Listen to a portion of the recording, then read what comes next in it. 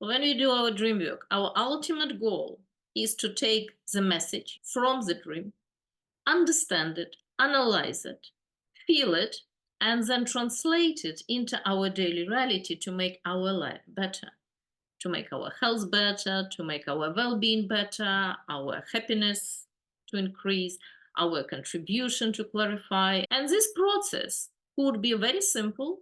You can just go with the first step, which is analyzing the dream, because very often it's very clear what to do and you feel better just by understanding, with which comes acceptance and some insights on the next step.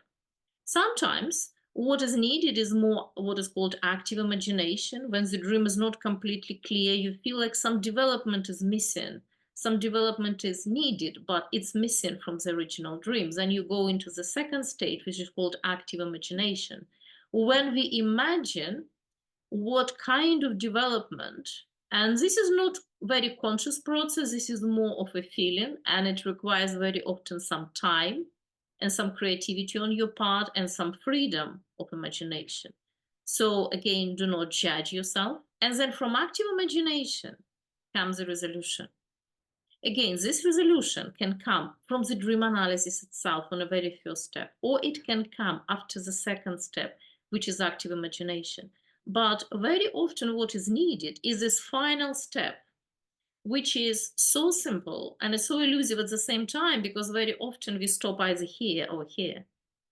And this is a tangible action in our daily reality, in our very intentional and conscious space, which creates some sort of a completion of either action or resolution of a conflict, some sort of a physical, tangible action, which will make the process feel complete. You make a bonfire, you plant a tree. Those are examples which came from today's work. And this is very specific to a dream. This is very specific to a dreamer. But I'm sure everybody pretty much heard about this technique. We need to create a completion stage. And very early on in your dream work, that would be really important for you to see this development, and very early on to see what kind of completion, what kind of practical action would be needed.